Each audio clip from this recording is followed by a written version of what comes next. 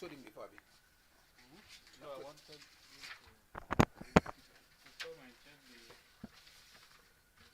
see whether we can get another battery.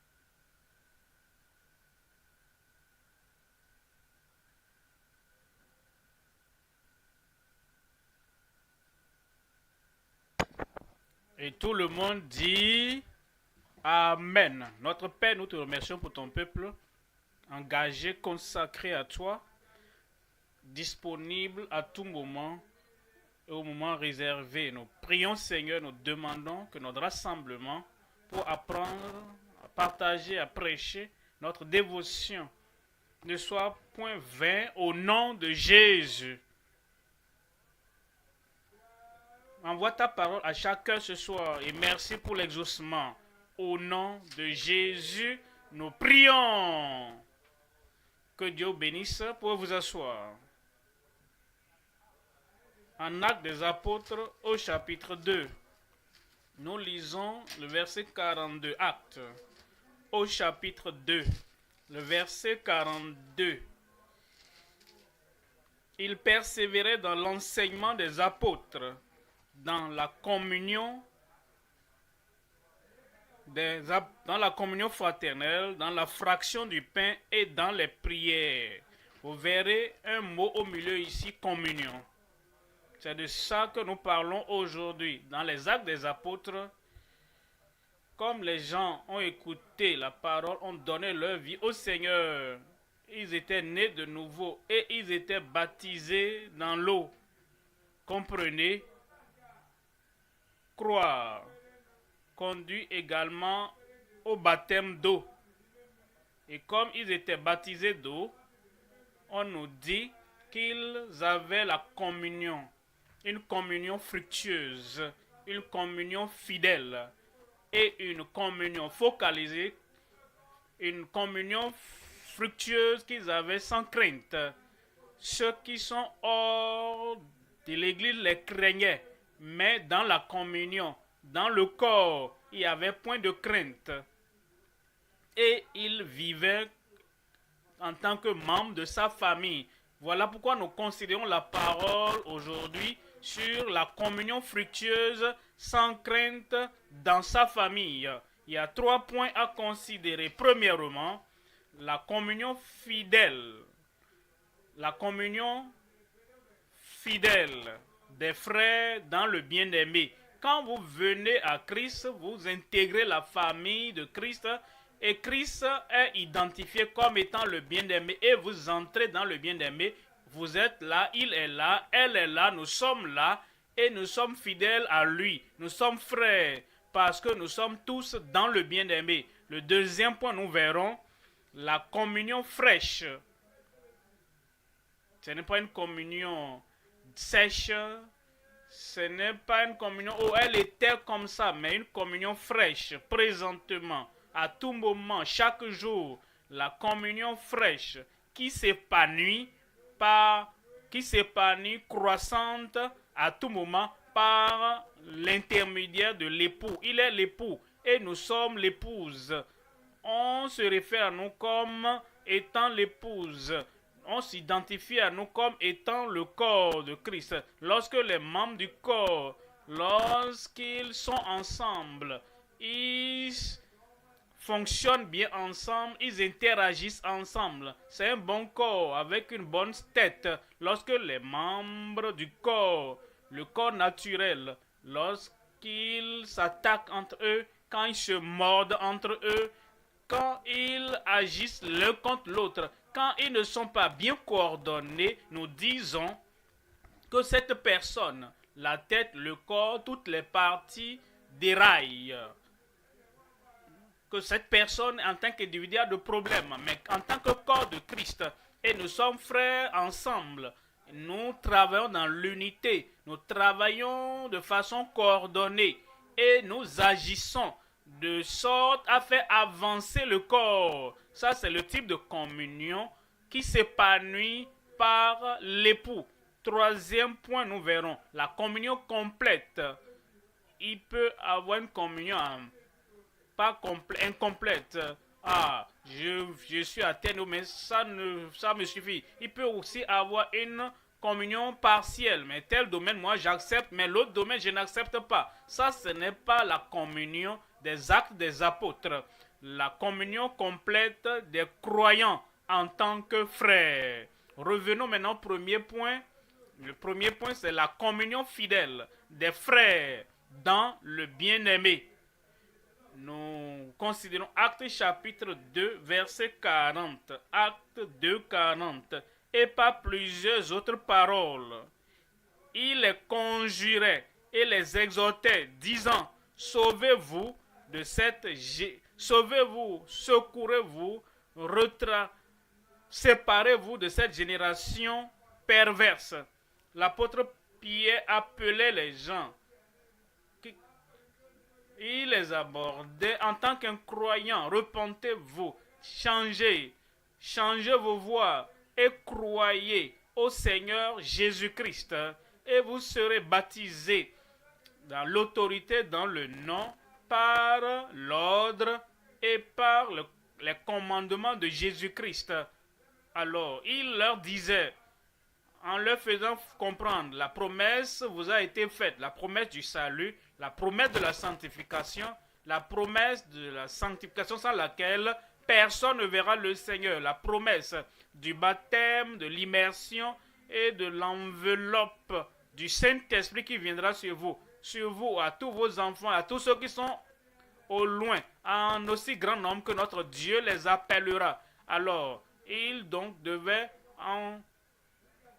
se baser sur cette promesse. Alors il disait, vous devez vous sauver de cette génération perverse, méchante, cette génération pécheresse, polluée. Vous devez vous détourner de tout cela. Dans le verset 41, il dit, ceux qui acceptèrent sa parole furent baptisés d'eau, et le même jour, et en ce jour, le nombre des disciples s'augmenta d'environ 3000 à verset 42. Ils persévéraient. Ceux qui s'étaient repentis, ceux-là qui avaient cru au Seigneur Jésus-Christ, ceux-là qui avaient été baptisés d'eau au nom du Père, du Fils et du Saint-Esprit, ceux-là qui avaient accepté la parole avec joie, ceux-là qui avaient le témoignage de l'Esprit de Dieu en eux, qu'ils étaient nés de nouveau, ceux-là qui maintenant s'identifient comme étant suiveurs de Christ, croyant en Christ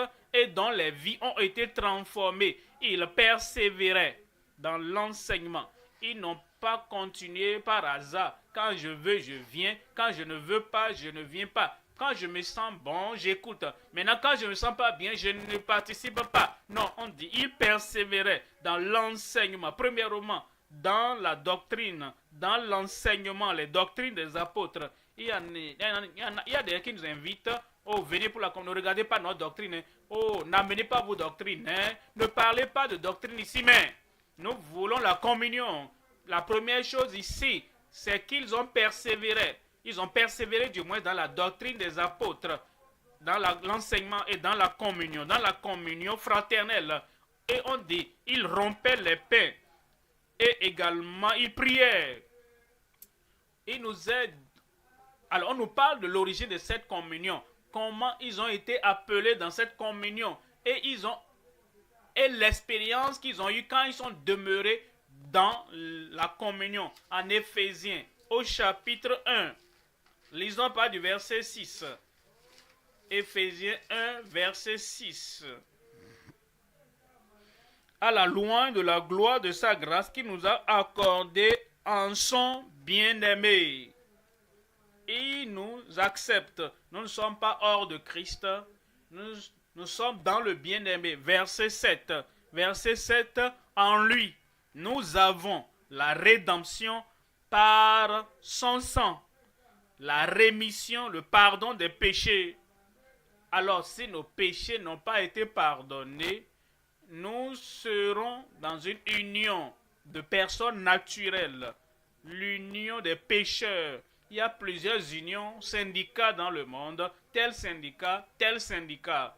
Et ils ont des principes et des modèles par lesquels ils opèrent. Eux aussi, dans ces syndicats, les syndicats des personnes naturelles, les syndicats des pécheurs, syndicats des personnes ordinaires. Dans ces syndicats, ils ont aussi des profits, ils ont aussi des responsabilités. Mais ceci, il est question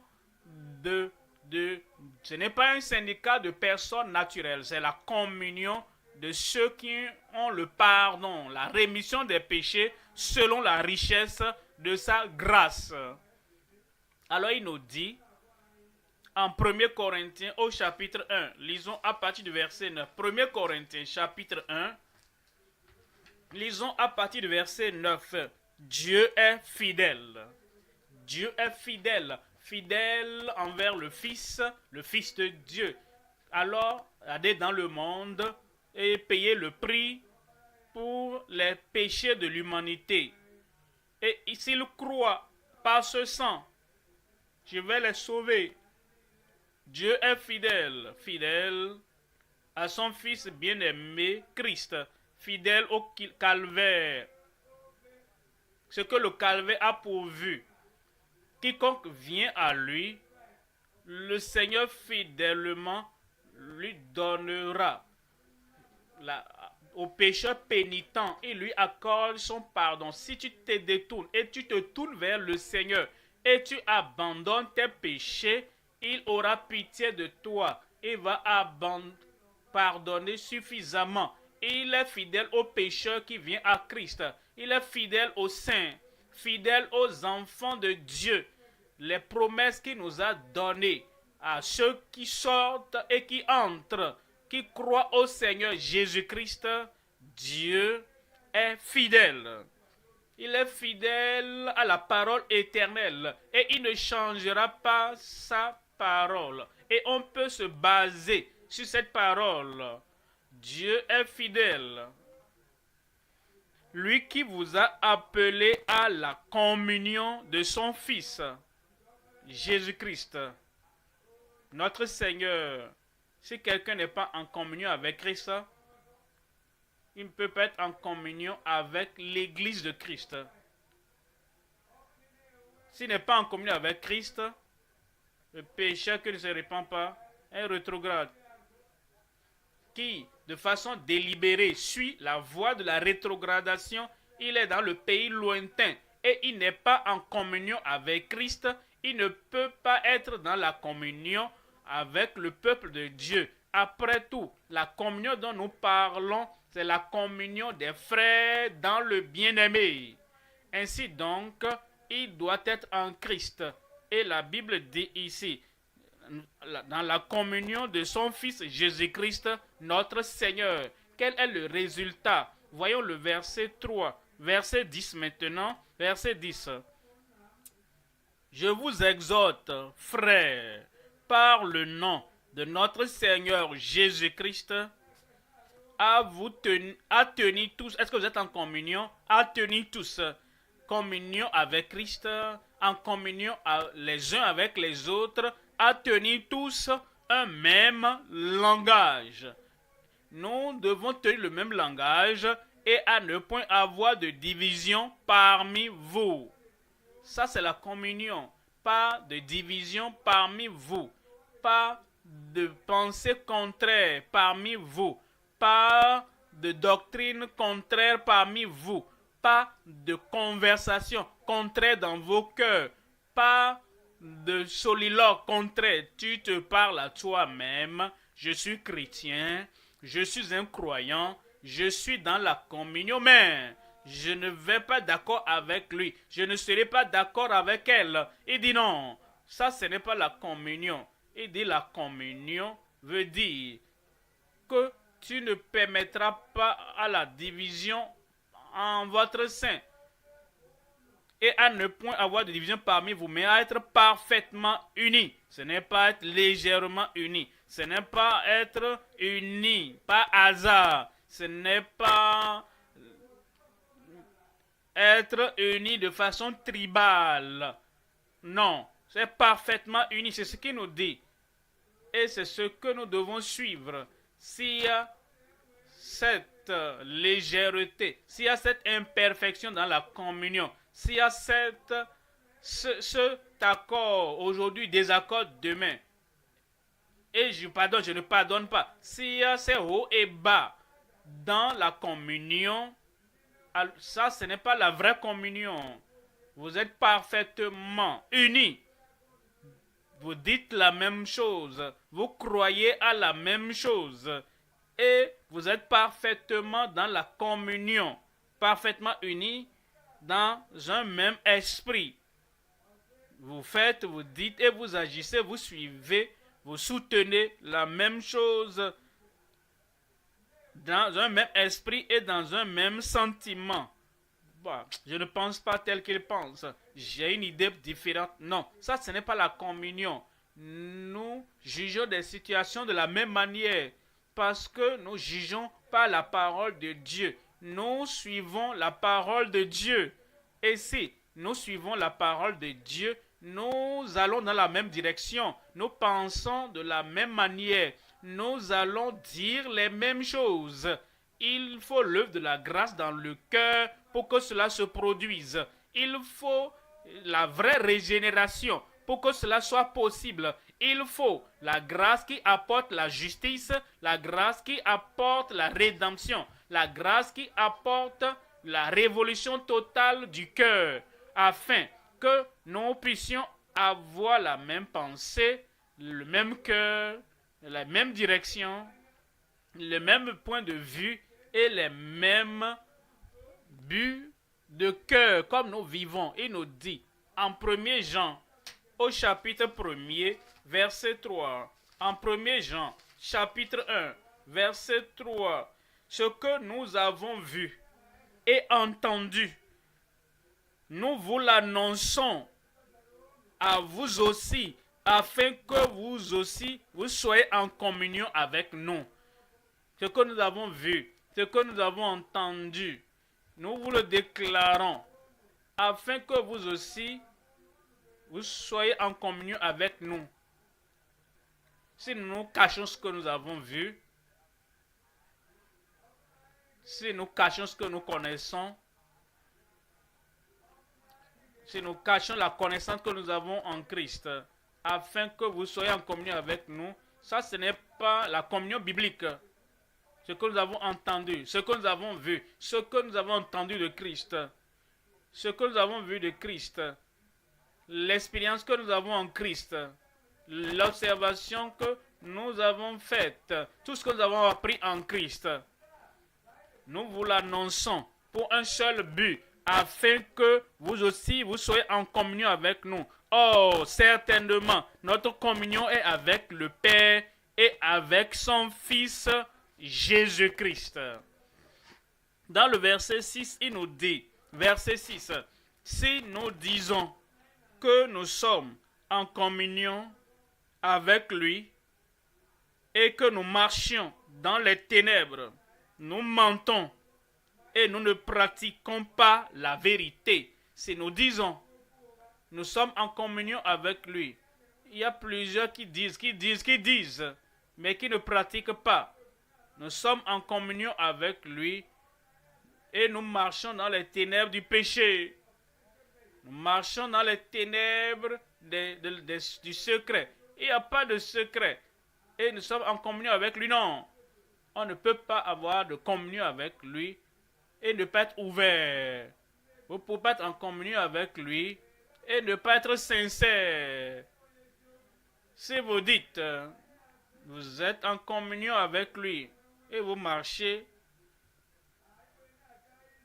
dans le secret, dans le péché, dans l'hypocrisie, vous mentez et vous ne pratiquez pas la vérité. Dans le verset 7 nous dit, mais si nous marchons dans la lumière, comme il est lui-même dans la lumière, nous sommes mutuellement en communion. Est-ce que vous voyez des gens qui disent, oh, nous sommes en communion, et ils ne te permettent pas de voir ce qu'ils font. Pourquoi? Parce qu'il est des ténèbres. Ils n'ont pas la foi authentique qui transforme des vies. Ainsi donc, une fois que vous voulez voir ce qu'ils font, ils sont offensés. Je voulais être en communion avec lui, mais il est si inquisiteur. Être en communion pour que tu saches que tu fais ce que tu fais. Une fois que tu veux maintenir ta vie secrète, il n'y a point de communion là-bas. Dans l'église primitive, il n'y avait pas de secret. Si Pierre faisait quelque chose, que Jean ne connaissait pas, est-ce que Matthieu faisait quelque chose que Jacques ne saura pas? Le seul secret, c'était Judas Iscariote. Et il gardait le sac. Il était passé par là. Et aucun des autres apôtres ne savait ce qu'il faisait. Cet homme n'était pas en communion.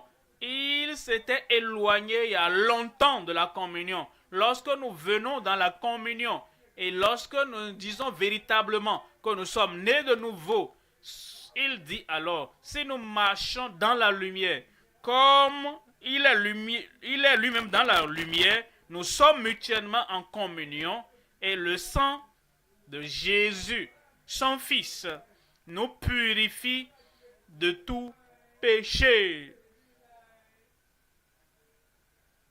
En Lévitique, au chapitre 6, voilà le verset de Lévitique, chapitre 6, 2. Lévitique 6, 2.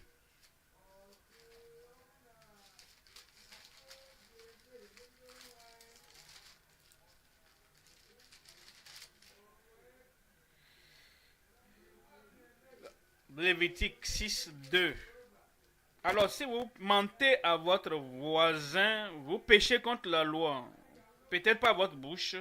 Vous pouvez pécher en action, voir votre main. Vous pouvez pécher par le langage corporel.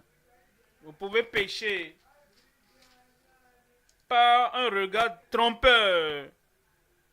Quand quelqu'un trompe son voisin et il ment à son voisin, il pêche contre l'Éternel. Alors, celui qui le fera dans la communion.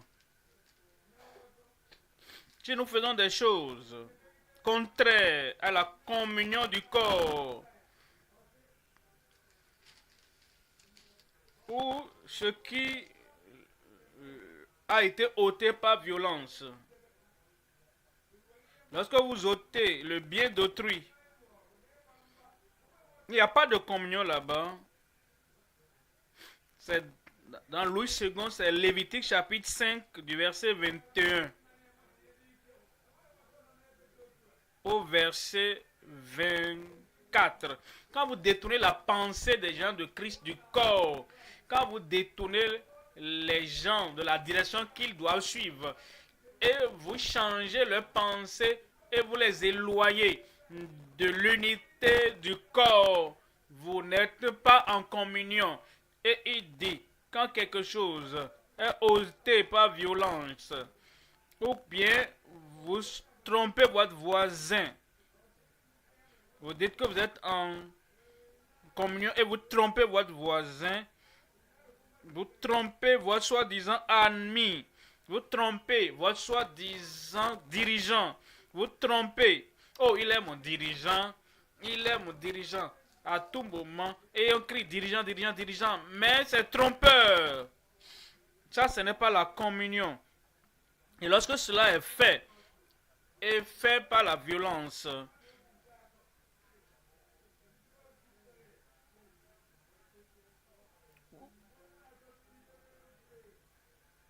verset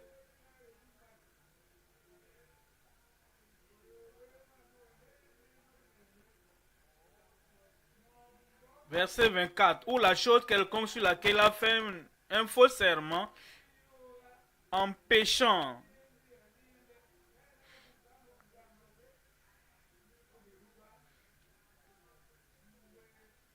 Versets 23 et 24. Lorsqu'il péchera ainsi et se rendra coupable, il restituera la chose qu'il a volée. Il dit qu'il est en communion.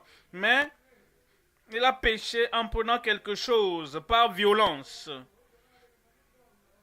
du propriétaire de la femme. Par exemple, entre mari et femme. Ils sont censés être en communion. C'est pour cela que l'homme quittera son père et sa mère. Est-ce que vous avez pensé à l'autre côté? Pour cela, une femme quittera son père et sa mère et s'attachera à son mari. Et vous venez ensemble. Ils doivent être en communion.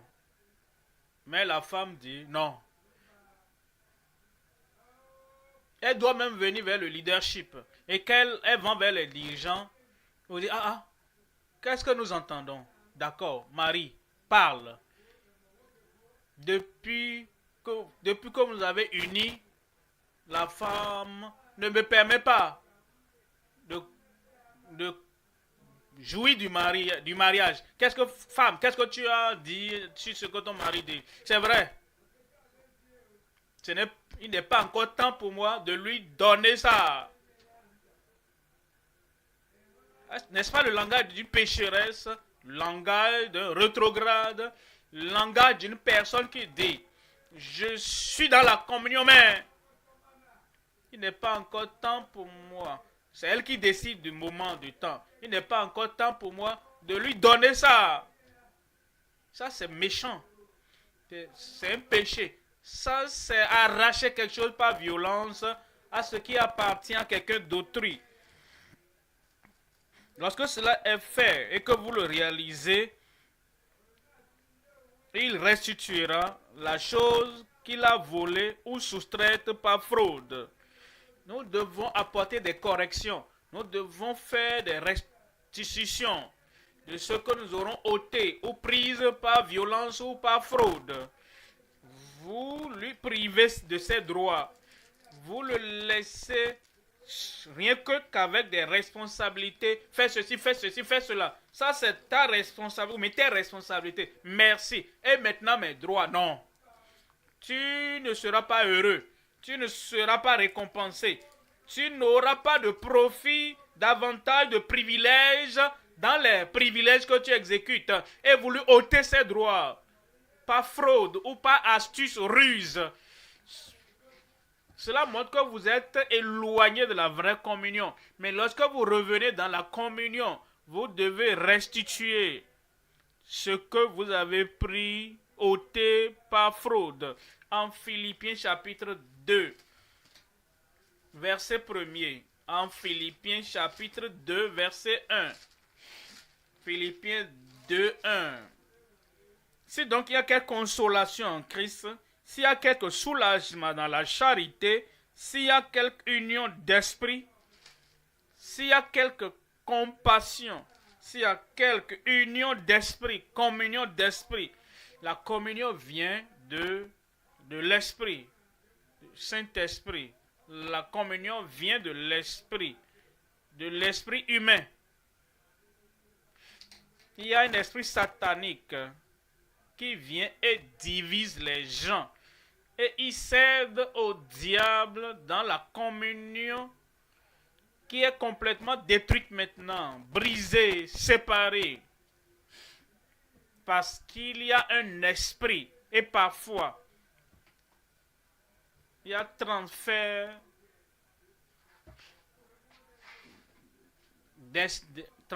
d'esprit d'Isaïe qui haïssait Jacob envers ses enfants, qui ont haï maintenant les fils. Le transfert d'esprit des descendants d'Ésaü qui ont haï les descendants de Jacob, les Israélites.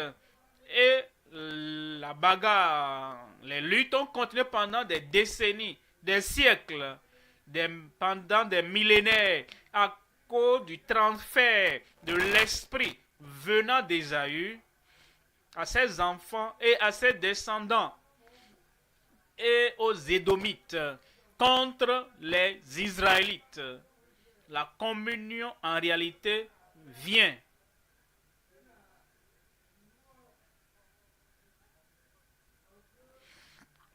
verset 2 dit: rendez ma joie parfaite, ayant un même sentiment, un même amour. Ça, c'est la communion. Lorsque vous êtes dans l'église et vous êtes là depuis un an, vous devez avoir les mêmes pensées, vous écoutez la même chose, vous vous nourrissez de la même parole, vous entendez les mêmes doctrines, vous êtes ensemble dans l'église, dans la vraie communion de l'église, pendant 2 ans, pendant 5 ans. Vous avez les mêmes pensées. Vos pensées sont les mêmes dans le mariage. Vous êtes mariés pendant 1 an, 5 ans. Vous discutez ensemble, vous interagissez ensemble, vous partagez ensemble. Communion dans la famille, vous devez avoir les mêmes pensées. Vous, après 20, 30 ans de mariage, vous pensez dans telle direction et la femme pense dans une direction divergente. Non, quand vous êtes ensemble et vous partagez la même parole, les mêmes livres, la même Bible, la même doctrine, la même parole inspirée de Dieu qui nous illumine, vous devez avoir les mêmes pensées, ayant un même sentiment, un même amour, une même âme, une même pensée. Dans le verset 3, ne faites rien par esprit de parti ou par vaine gloire, mais que l'humilité vous fasse regarder les autres comme étant au-dessus de vous-même.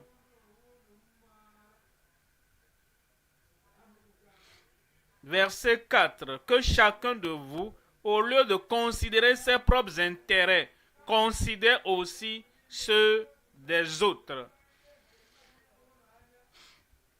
Il conclut cette section dans le verset 5. Ayez en vous les sentiments qui étaient en Jésus-Christ. Si tout le monde dans l'église obéissait à cela, lui il obéit à cela, il a les sentiments de Christ, elle de l'autre côté obéit à cela en ayant les sentiments de Christ, et nous tous nous avons les mêmes sentiments les sentiments de Christ, il n'y aura pas de division, il n'y aura pas de désunion, il n'y aura pas de lutte, il n'y aura pas de querelle, il n'y aura pas d'échange de coups de poing. Il y a des coups de poing de parole, il y a des coups de poing, il y a des coups de poing et des coups de parole et des coups qui rabaissent les autres. Il n'y aura pas d'échange de coups. Si tout le monde a les sentiments, les mêmes sentiments qui sont en Jésus-Christ, ayez en vous les sentiments qui étaient en Jésus-Christ. C'est ce qu'il faut, mais il faut la prière. Et nous devons aller à Dieu et il instille en nous, il nous impartit cette pensée de Christ. En Éphésiens chapitre 4, verset 25. Éphésiens chapitre 4, lisons à partir du verset 25. La Bible dit, c'est pourquoi renoncez au mensonge. Vous devez le faire délibérément.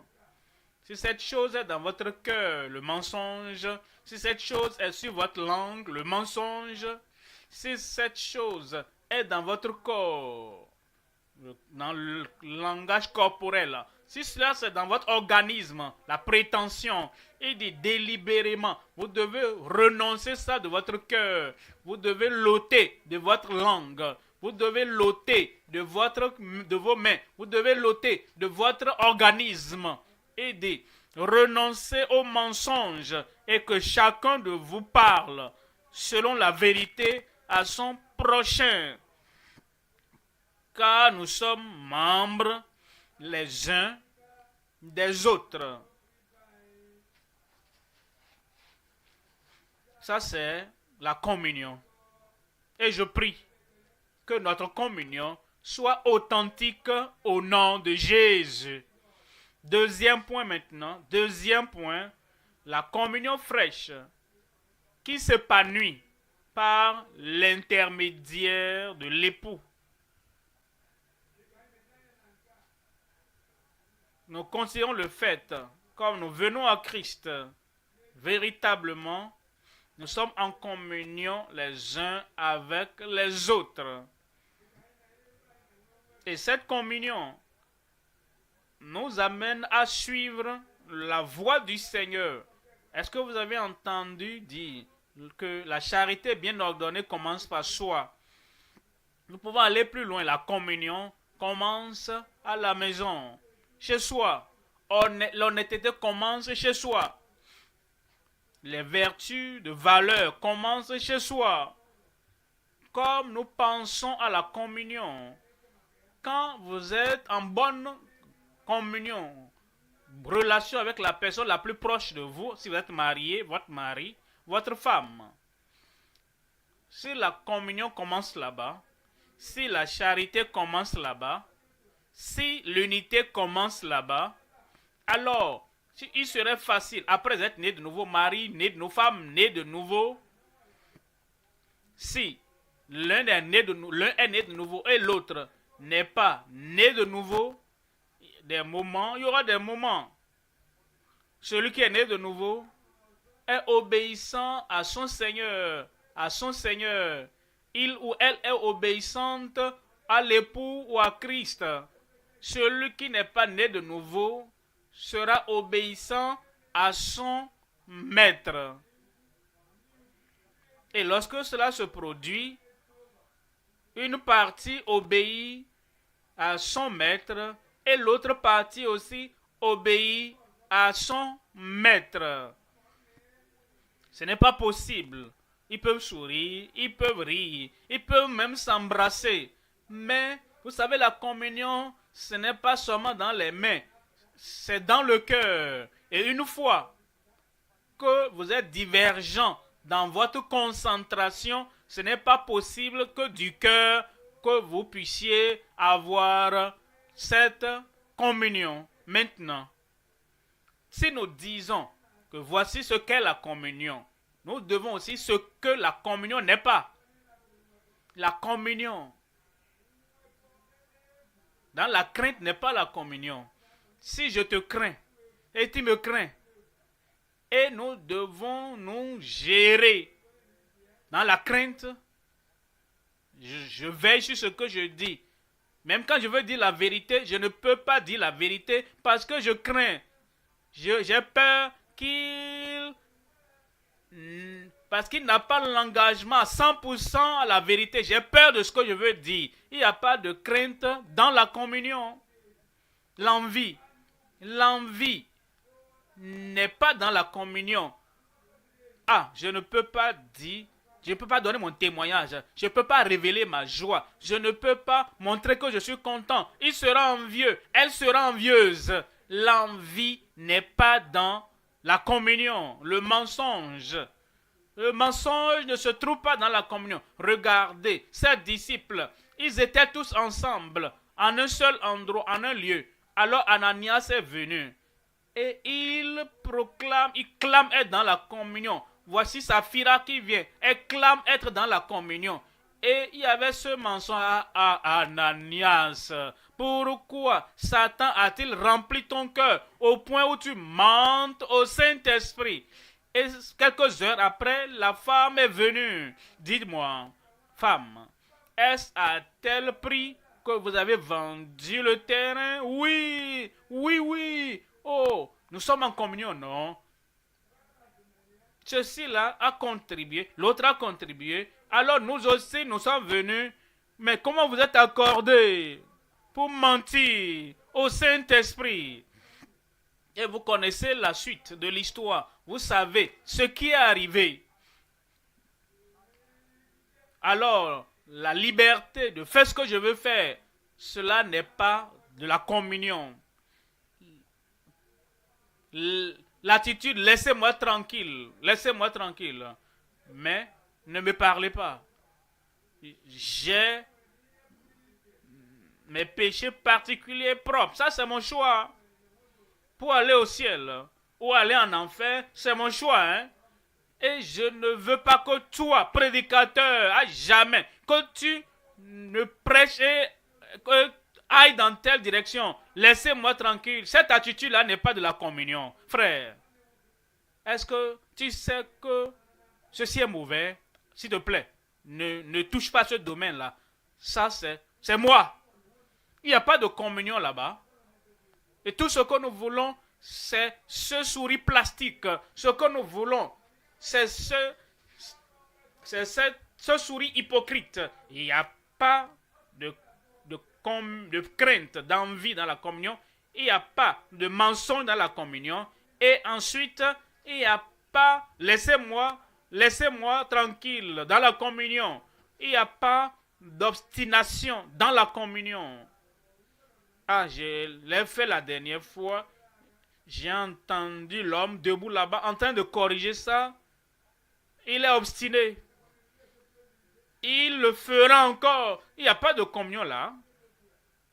C'est comme un fréquenteur d'église, un sortant de l'église. Si à la communion, l'obstination ne sera pas là. Il n'y a pas de guerre dans la communion.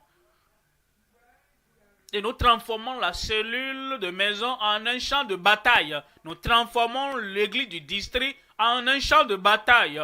Et quand nous transformons l'église, le siège central, en un champ de bataille, et il y a le combat là-bas, mes amis, il n'y a pas de communion là-bas.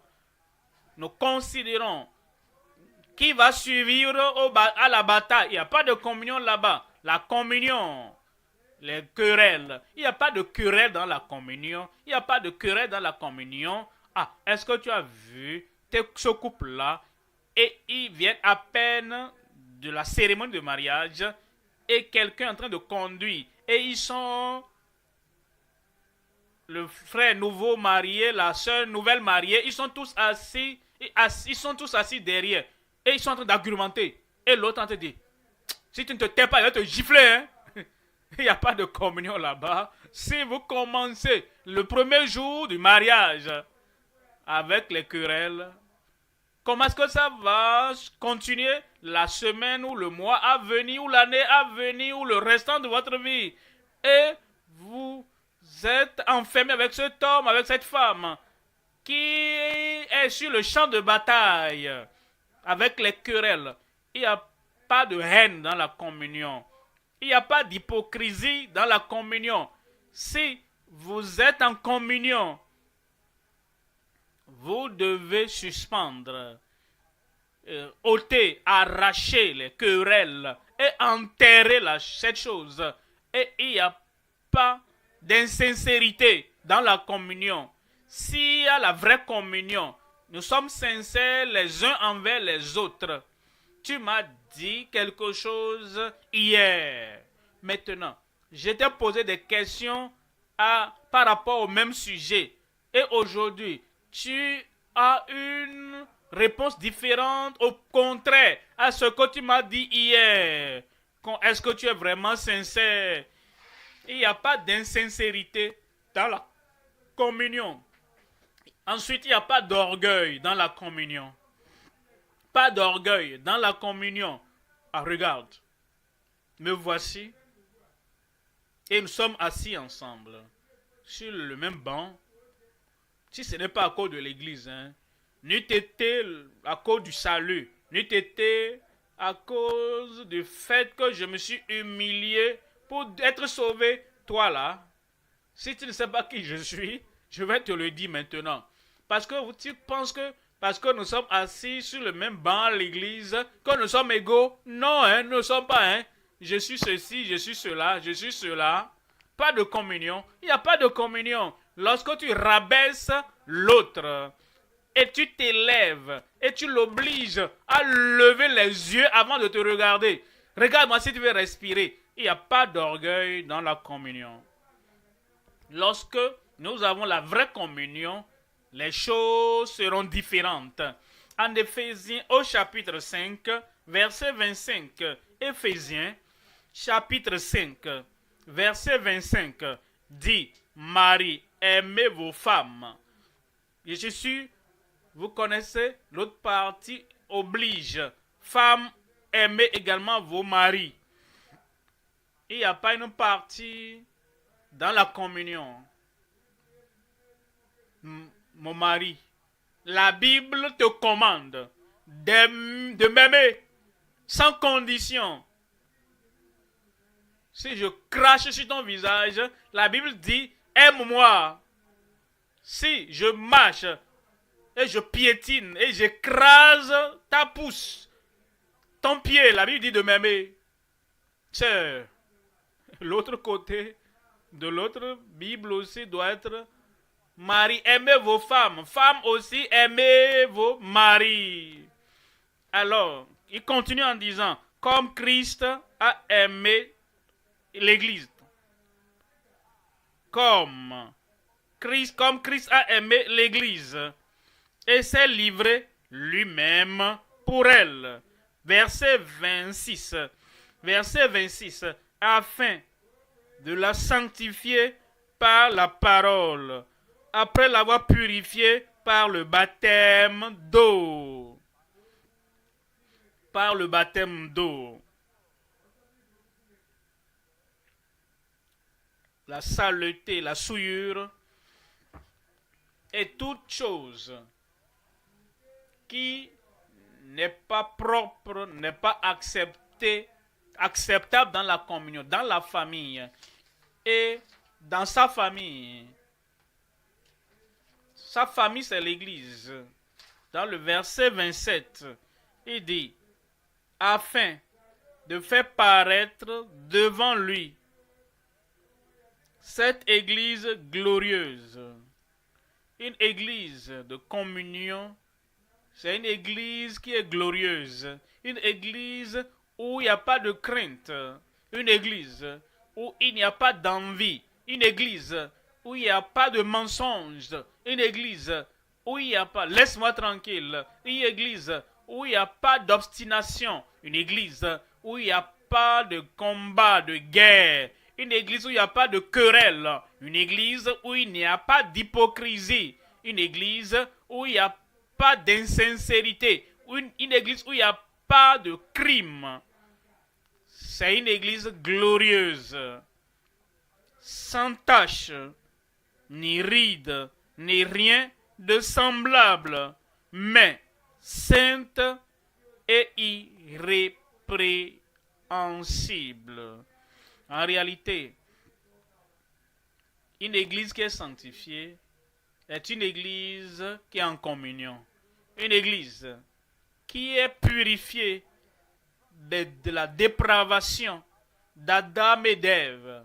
Ça, c'est une église qui est en communion. Une église où il n'y a pas de division. Une église où il n'y a pas d'opposition à Dieu. Dieu a dit. Et nous ne marchons pas avec les émotions, nous ne marchons pas par les sentiments, nous ne marchons pas par la chair. Nous marchons par notre soumission à la parole que le Dieu Tout-Puissant a déclarée. Ça, c'est l'Église en communion. Verset 28. Verset 28. C'est ainsi que les maris doivent aimer leurs femmes comme leur propre corps.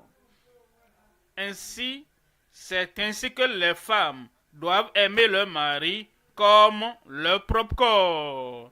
La communion est réciproque. Ce n'est pas aime-moi, aime-moi, aime-moi. Mais ne te soucie pas si je t'aime ou pas. Hein. Aime-moi seulement. Non, non, non. La communion est à double sens. Il y a une autoroute. Toi, tu l'aimes. Elle t'aime en retour.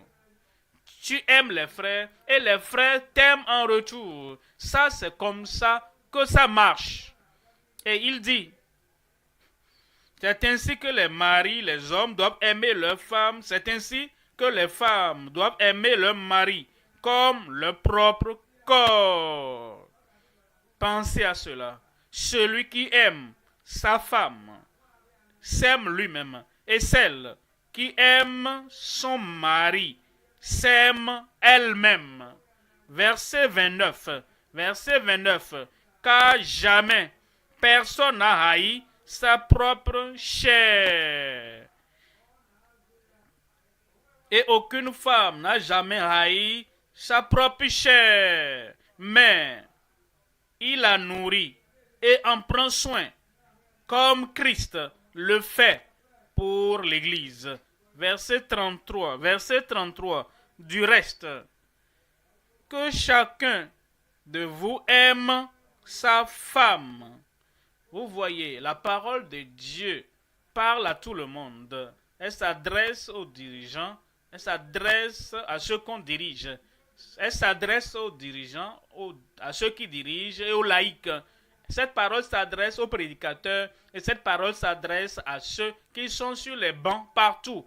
Elle s'adresse aux ministres, cette parole, elle s'adresse aux membres, à tout le monde, aux dirigés. Donc que chacun de vous, du reste, que chacun de vous aime sa femme comme lui-même et que la femme respecte son mari. Quel honneur honore son mari. Troisième point maintenant. Voyons la communion complète des croyants en tant que frères. Il nous est dit en Actes chapitre 2, 42. Acte 2, 42. Il persévérait dans l'enseignement, il persévérait attentivement. Ça, c'est les vrais croyants. Il persévérait. Il n'avait pas une nature de désorganisation en eux. Ils étaient nés de nouveau. Ils étaient baptisés d'eau. Ils ont persévéré dans la communion, dans l'enseignement des apôtres, dans la communion fraternelle, dans la fraction du pain et dans les prières. Communion, la communion complète, la communion fraîche, la communion fidèle. Voyons ici, premier élément dans la communion, c'est suivre l'époux par le livre. Vous suivez Christ, l'époux, pas le livre. En Apocalypse chapitre 14. Apocalypse 14, 4. 14, 4. Ce sont ceux qui ne se sont pas souillés avec des femmes. Ce sont ceux qui ne se sont pas souillés avec les hommes. Ce sont celles qui ne sont pas souillées avec des hommes. Car elles sont vierges. Ils suivent l'agneau. Ils suivent l'agneau. Elles suivent l'agneau partout où il va. Ils ont été rachetés d'entre les hommes comme des prémices pour Dieu et pour l'agneau. Verset 5. Verset 5. Et dans leur bouche, il ne s'est point trouvé de mensonge.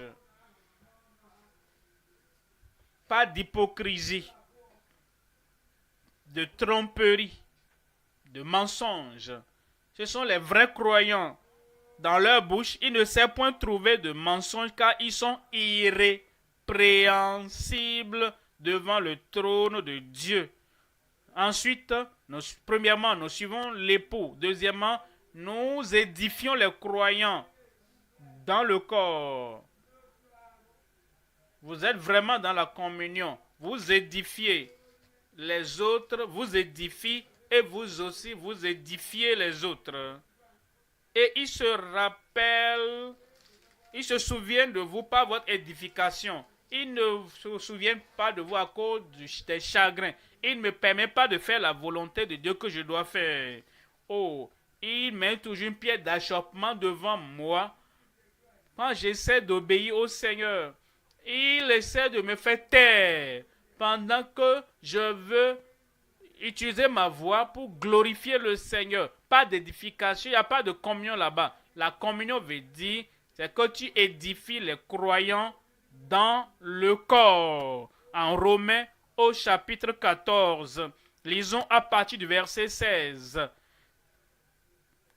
Que votre privilège ne soit pas un sujet de calomnie. Verset 17 dit, car le royaume de Dieu, ce n'est pas le manger et le boire, mais la justice, la paix et la joie par le Saint-Esprit. Verset 18. Celui qui sert Christ de cette manière est agréable à Dieu et approuvé des hommes. Verset 19. Verset 19. Ainsi donc, recherchons ce qui contribue à la paix et à l'édification mutuelle.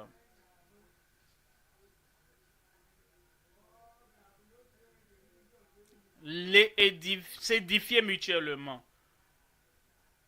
Alors, vous les édifiez pour les inspirer, pour qu'ils soient contents de ce qu'ils font, joyeux, et se concentrent sur ce qu'ils font, et en donnant tout leur cœur, toute leur pensée, toute leur âme à ce qu'ils font, à servir le Seigneur.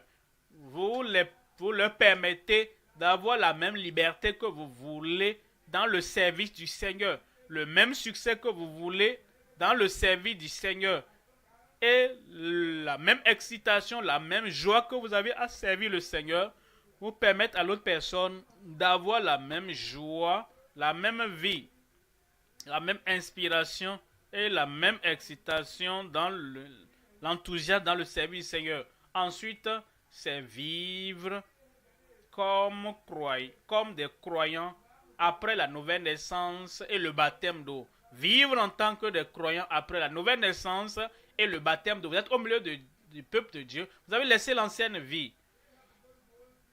Vous laissez l'ancienne société joyeusement et vous servez le Seigneur. Et vous vivez comme croyants après être nés de nouveau et après être baptisés d'eau. Ça, c'est la communion. Ensuite, c'est travailler et bâtir.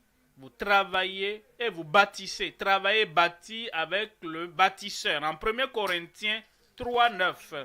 car nous sommes ouvriers avec Dieu.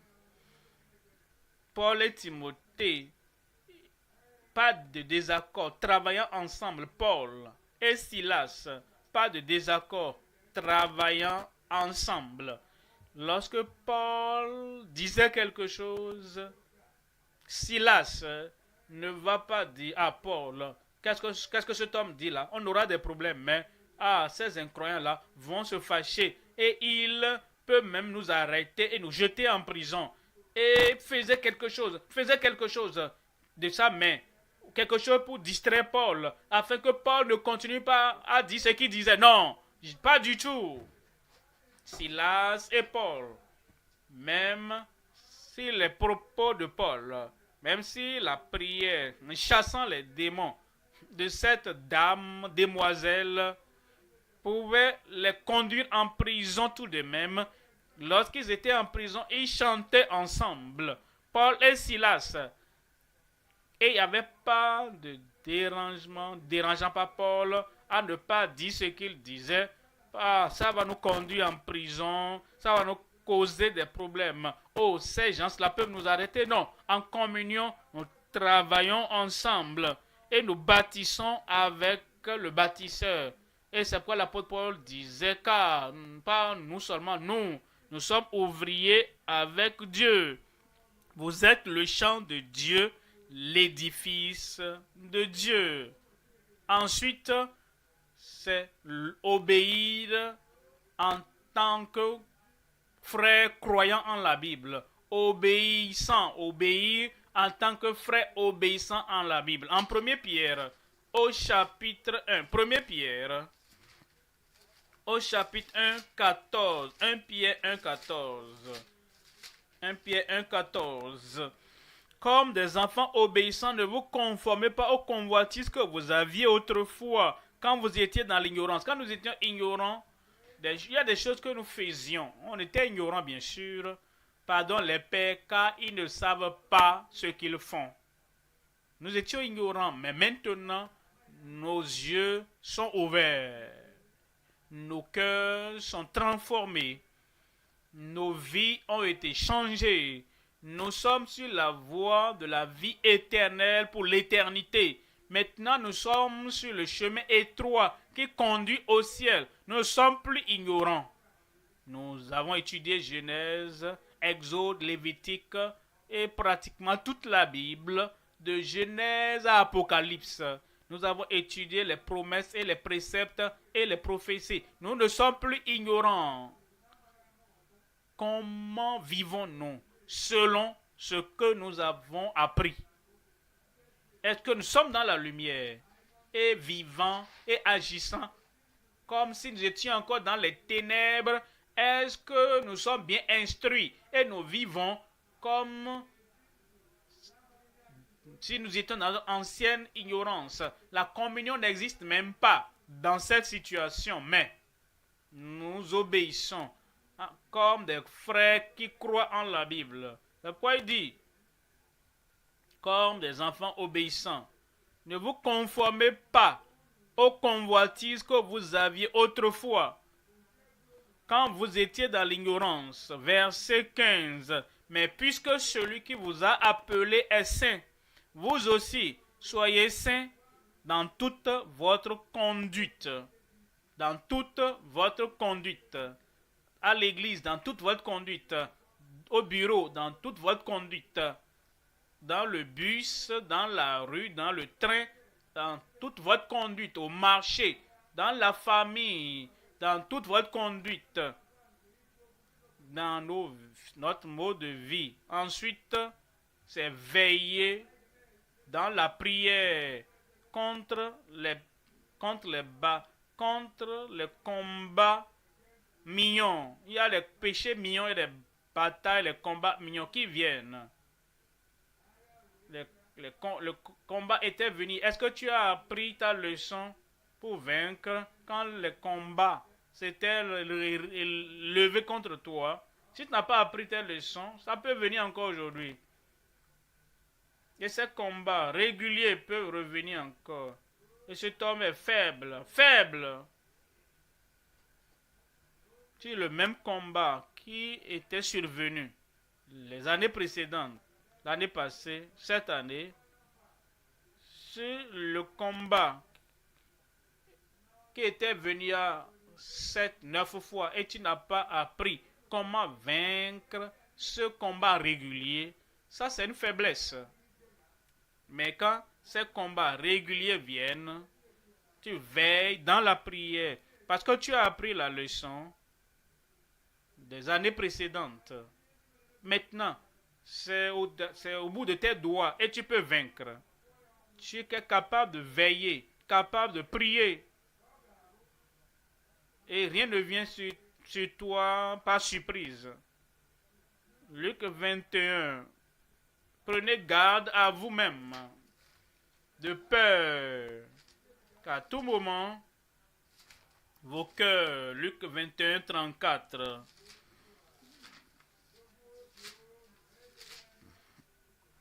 prenez garde à vous-même, de craindre que vos cœurs ne s'apesantissent par les excès du manger, du boire, et par les soucis de la vie, que ce jour ne vienne sur vous à l'improviste. Verset 35, car il viendra comme un filet sur tous ceux qui habitent sur la face de toute la terre.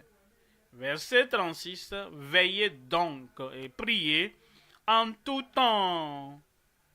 Veillez dans la prière. Veillez donc et priez en tout temps, afin que vous ayez la force d'échapper à toutes ces choses qui arriveront et de paraître debout devant le Fils de l'homme.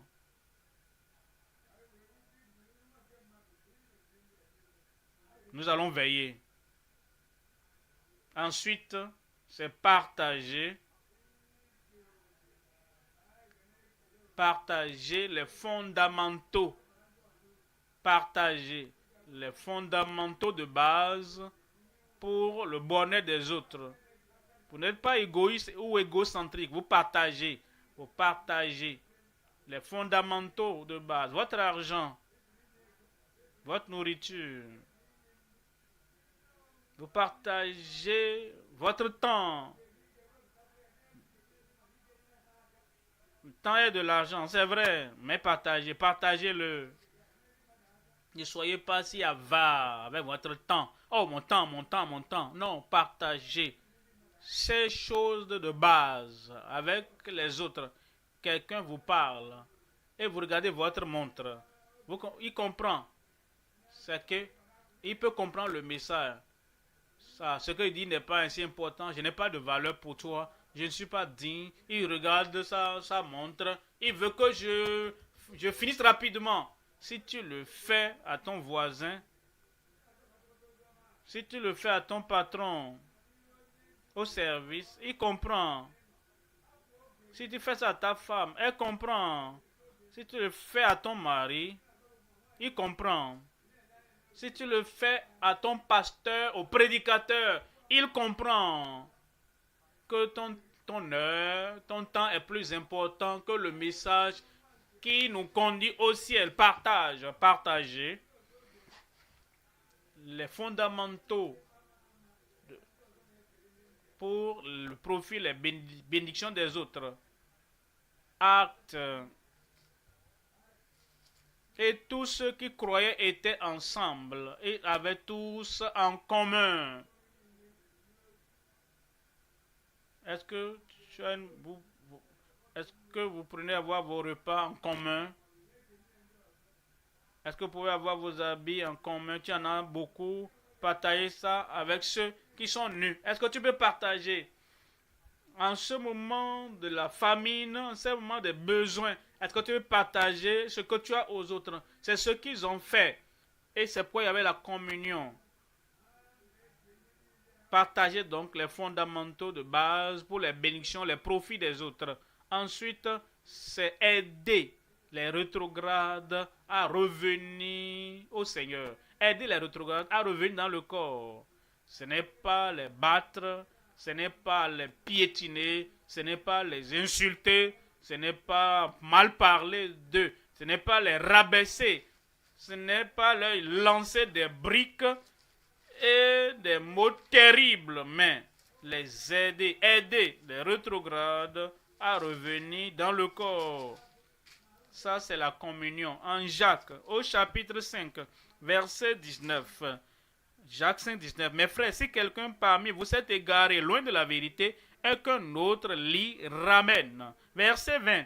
Verset 20. Qu'il sache que celui qui ramènera un pécheur de la voie où il s'était égaré sauvera une âme de la mort. Sauvera une âme.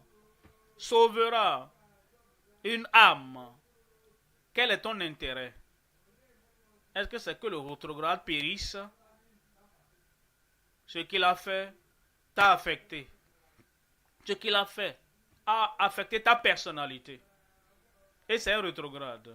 Ce qu'il a fait a affecté ta famille négativement. Ce qu'il a fait a affecté ta joie temporairement. D'accord? À cause de ce que le rétrograde a fait, est-ce que tu préfères qu'il périsse à cause de cela? Combien as-tu enduré de ce qu'il a fait? Peut-être même tu as perdu une heure, un jour, une année. Tu veux maintenant qu'il périsse et souffre 100 ans, 1000 ans, millions, milliards d'années pour toujours à cause de ce que tu as ressenti par ce qu'il a fait? Sauve une âme qui ne périsse pas. Oublie ce que tu as ressenti. Oublie ce qu'il a fait. Il sauvera une âme de la mort et couvrira une multitude de péchés. Ensuite, accroître ou bien faire croître le corps comme au commencement, quand on avait commencé la série de maisons dans l'église dans les années 80,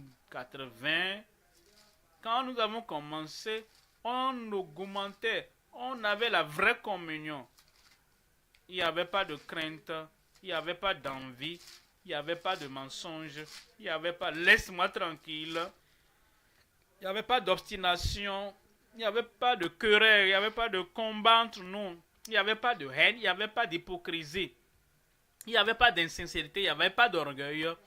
On s'aimait les uns les autres et la cellule de soins de maison augmentait.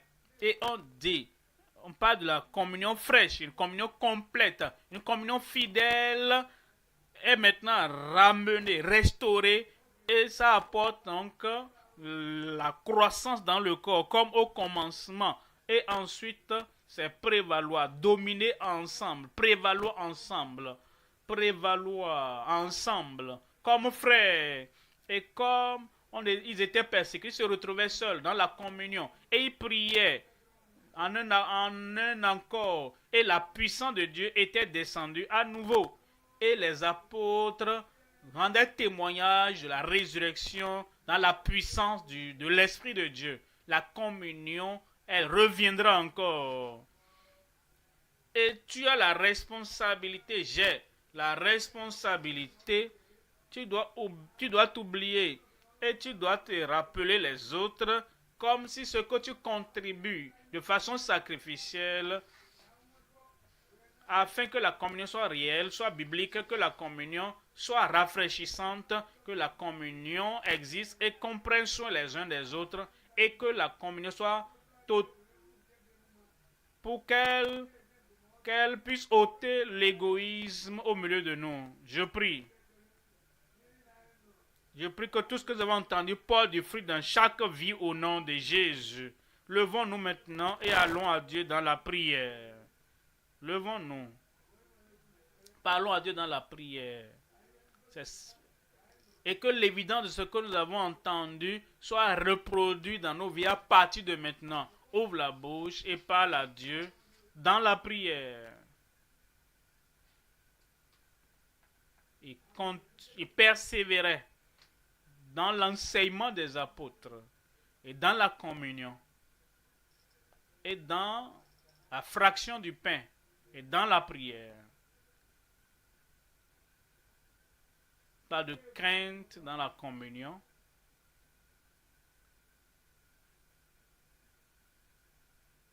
pas d'envie dans la communion,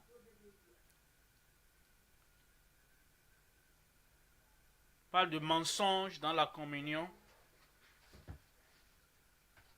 Et laisse-moi tranquille.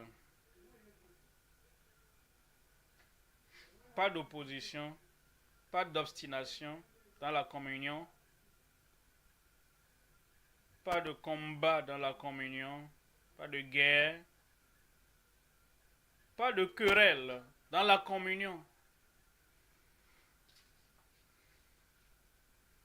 pas de haine dans la communion,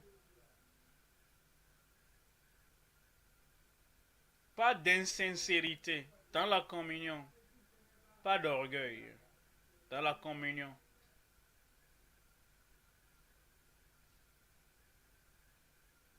La communion, en suivant le Seigneur, c'est là où la communion commence.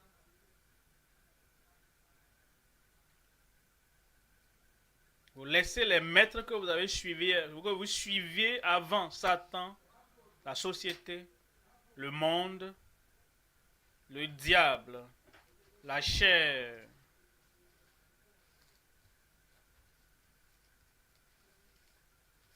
Vous laissez les anciens maîtres.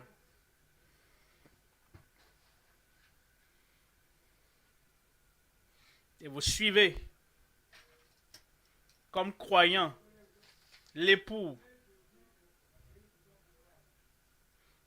la communion.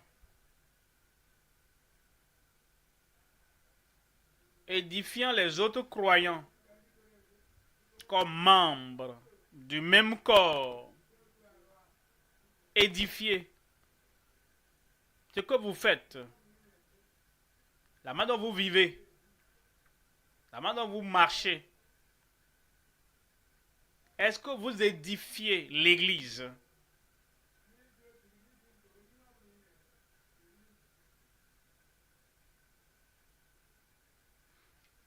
Vous vivez comme des croyants, des frères qui croient en la Bible. C'est ça là, c'est la communion. Partout vous vous trouvez, partout vous allez, vous vivez comme un croyant qui croit en la Bible. Toute doctrine que vous apprenez, vous vivez selon cette doctrine.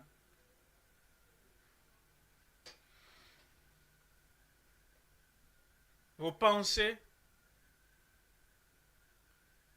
votre comportement, selon ce que vous avez appris dans la parole.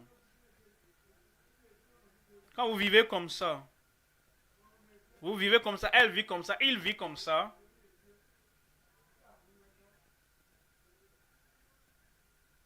vous êtes capable de bâtir avec ceux qui bâtissent. Moi, je bâtis mon église. Et vous ne prenez pas cette église. Quand vous prenez une fleur et vous coupez la fleur et elle se dessèche. Est-ce que l'église de Christ se dessèche dans votre main? La belle fleur de la grâce de Dieu dans la vie des autres. Est-ce que cela se dessèche dans vos mains? Travaillez pour bâtir avec les bâtisseurs.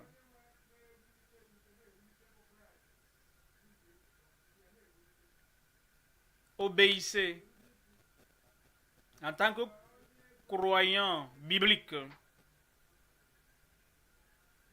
comme enfant obéissant. Ce n'est pas quand vous vous sentez bon,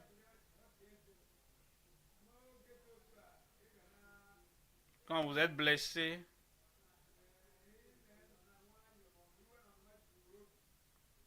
quand vous n'avez pas d'intérêt. Ce n'est pas une question de sentiment, c'est votre volonté, c'est votre concentration, consécration. Je veux obéir à mon maître.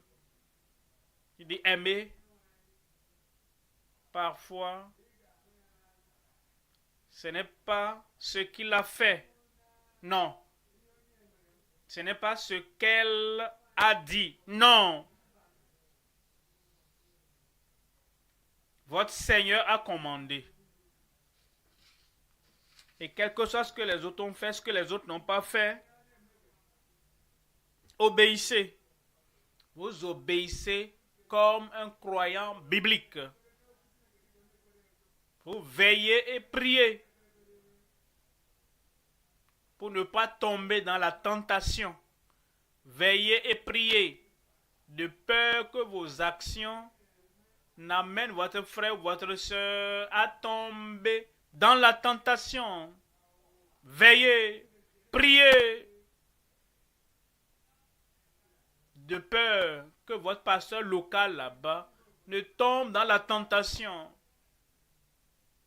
La tentation d'abandonner l'œuvre pour quitter l'objectif parce que vous l'avez poussé. Veillez. De peur que ce bébé en Christ ne rétrograde. Veillez. Veillez. De peur que vous ne vous détruisez vous-même. Veillez.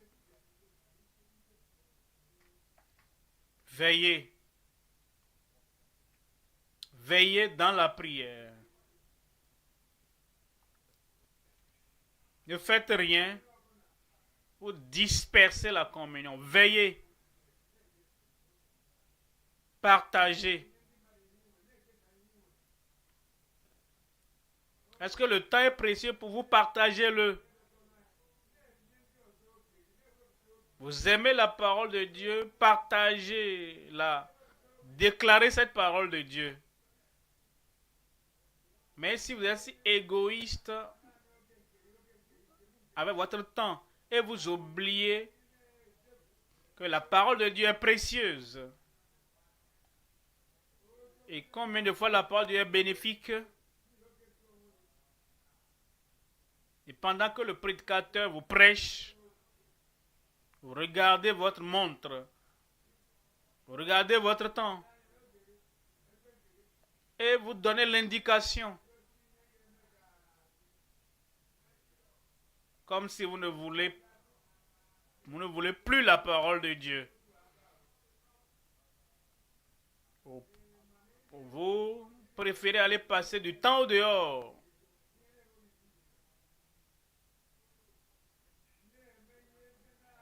Pour faire des choses sans valeur, au lieu de rester pour écouter la parole. Votre temps. Vous fixez du temps au prédicateur de la parole de Dieu, mais vous ne fixez pas du temps à votre commérage. Partagez votre temps, partagez votre argent. Ce n'est pas suffisant de vous d'accord. Il n'a rien. Sors quelque chose et donne-leur ça. Partagez votre argent. Partagez votre nourriture. Partagez l'eau. Partagez votre connaissance. Partagez votre courage. Partagez les bons attributs que vous avez pour aider les autres. Ne soyez pas si égocentrique. Et vous ne pensez qu'à vous seul, à votre bonheur. Faites quelque chose de bon aux autres, même quand vous n'êtes pas content. Partagez. Partagez les bénédictions abondantes que vous avez pour les profits des autres. Partagez. Aidez les rétrogrades à revenir à la maison. Aidez les filles prodigues, les fils prodigues à revenir à la maison. Aidez.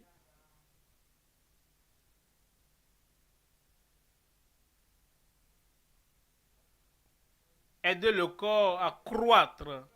Inspirez le corps. Instruisez le corps comme au commencement.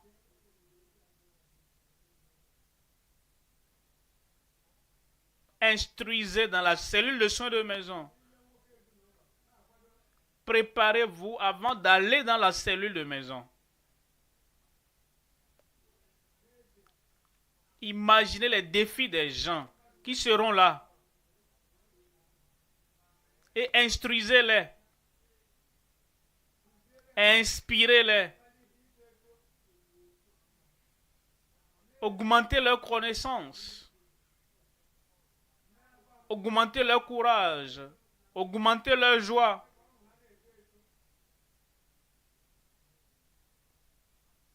Par votre participation, votre contribution dans la cellule de soins de maison.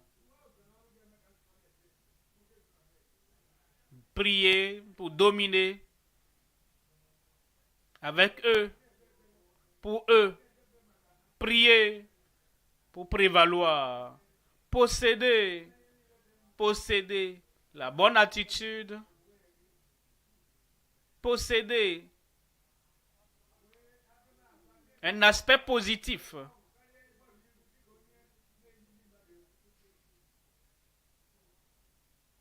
Ne portez pas votre chagrin sur vos lèvres.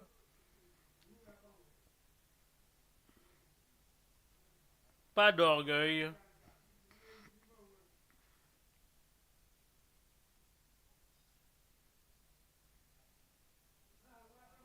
Attitude positive. Possédez cela.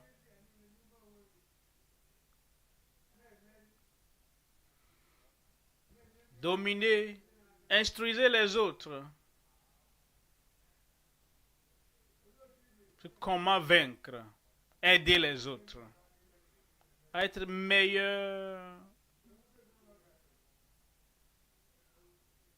à être mieux que ce qu'ils étaient avant de venir dans la cellule, qui est la communion.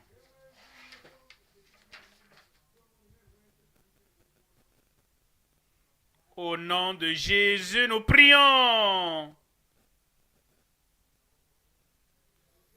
Votre amen là est de faible niveau, hein? Père, merci pour ta parole, sérieuse et sincère, pénétrante. Dans chaque domaine où la parole de Dieu a parlé à chacun de nous, nous prions que le baume de Galal puisse adoucir, consoler et transformer chaque domaine de notre vie selon ta parole au nom de Jésus. Nous prions, Seigneur, nous n'allons pas penser de façon égoïste à ce que la communion va faire pour nous, mais nous allons parler de façon désintéressée à ce que nous pouvons faire pour la communion, qui est la vraie communion dans le foyer, dans la cellule de maison, qui est la vraie communion dans l'église en général, qui est la communion fructueuse au nom de Jésus. Les termites, les sauterelles qui ont ravagé, détruit la vraie communion, balayez-les du milieu de nous au nom de Jésus. Nous prions, Seigneur, que notre communion soit vitale, que notre communion soit valeureuse, soit vertueuse, que notre communion amène l'Église sur le terrain de la victoire au nom de Jésus. Et nous prions que la grâce qui montre que nous sommes sauvés, la grâce qui démontre la sanctification, la grâce qui nous fait avancer dans la puissance de l'Esprit de Dieu, accorde cette grâce abondante à chacun au nom de Jésus. Et nous prions, Seigneur, qu'à tout moment, en tout temps, chaque jour, et tout au long du mois, des années, nous prions que nous soyons des suiveurs de Christ vivant en nous. Et il nous aidera à vivre comme Christ aurait vécu, sachant que notre communion est avec le Père et avec le Fils avant la communion avec les frères. Seigneur, nous prions que tout soit équilibré dans chacune de nos vies au nom de Jésus. Annule l'orgueil de chaque cœur et accorde-nous la pensée de Christ qui amène l'humilité et nous aide à demeurer dans la communion sincère et honnête les uns avec les autres au nom de Jésus. Merci Seigneur. Au nom de Jésus, nous prions.